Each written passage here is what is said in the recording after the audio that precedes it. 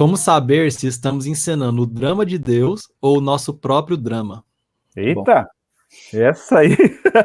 Ó, esse é o final da obra, na verdade, do Theodrama aqui, né, da Drama da Doutrina. Lembrando que o Van Hooser tem uma preocupação,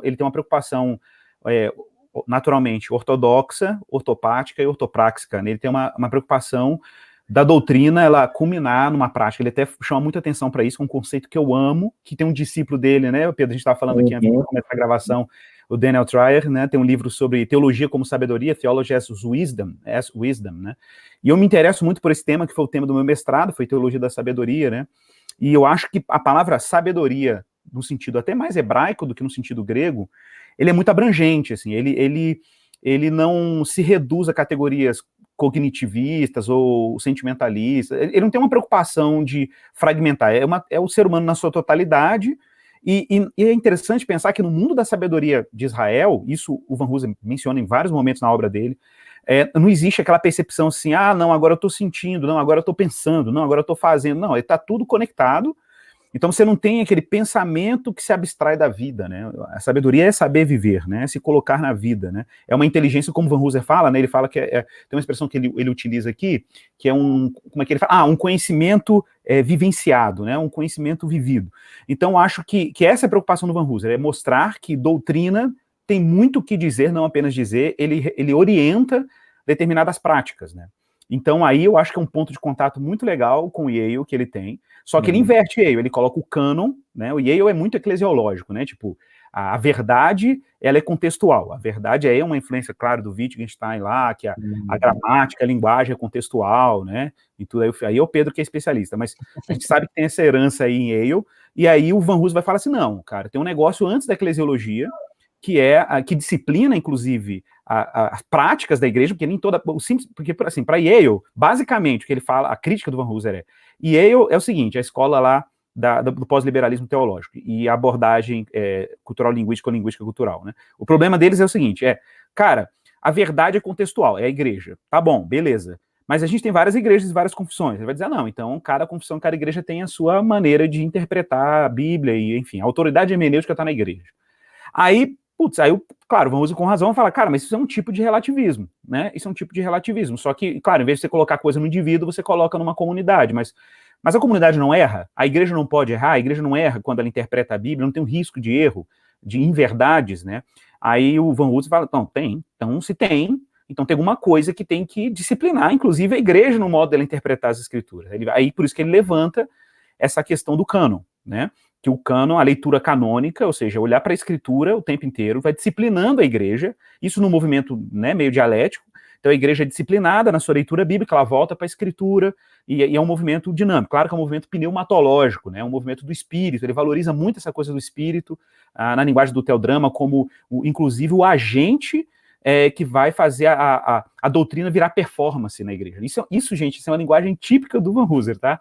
Porque ele é teodramático, né? Então ele vai dizer o seguinte, cara, a performance, no sentido teatral, ela acontece sob inspiração do espírito, né?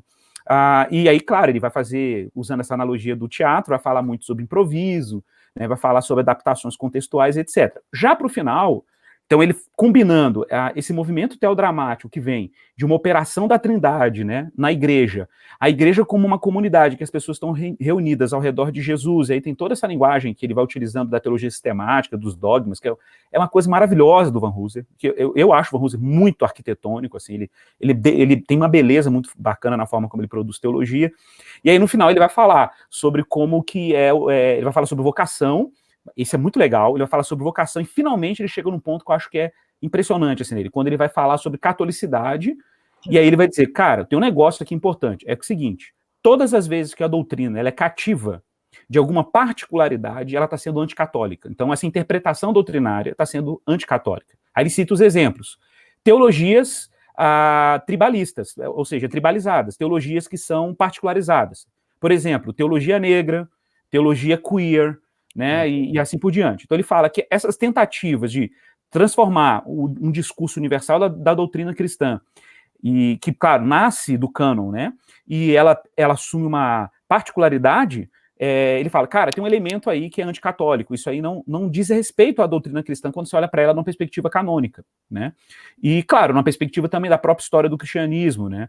Então, é muito rico isso. E eu acho que isso é um bom remédio. Por exemplo, quando você percebe, por exemplo, que a sua teologia está se tornando cativa de determinadas particularidades.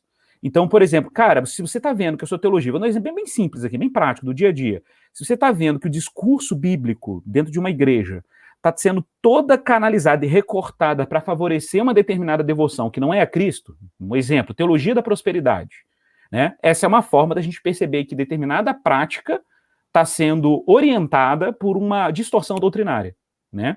Então aí por quê? Porque faltou o que? O cânon, a leitura canônica, disciplinar a igreja, né? Ou seja, mostrar para a igreja que ela está equivocada na sua interpretação, né? E aí ela corrigir, em termos práticos, o que ela está fazendo. O que é legal também no Van Hooser, né, é que ele valoriza muito a igreja como uma formadora de prática, assim, cristã. E isso é uma coisa que eu acho que eu tenho um ponto de contato muito interessante com o Smith, apesar das tensões, né, de que a igreja, ela é formativa, né, Pedro? Você gosta muito de lembrar isso, né, que a igreja como formadora incubadora de virtudes, né? Virtudes, Eu acho que o Smith, alguns desequilíbrios dele, muito dos livros mais antigos, entre o primeiro volume das liturgias culturais, né, o Imaginando o Reino, até o último, Esperando o Rei, tem 10 anos. Em 10 anos, essa conversa toda aconteceu, né, e eu acho que esse último, a Vida Nova anunciou que vai publicar, e o Igor já gravou podcast sobre isso. Ele é muito mais equilibrado, novamente. Ele cita isso, inclusive, na nota de rodapé, fala, olha, isso aqui eu fiz umas revisões, né? Muito bom, muito bom. Legal.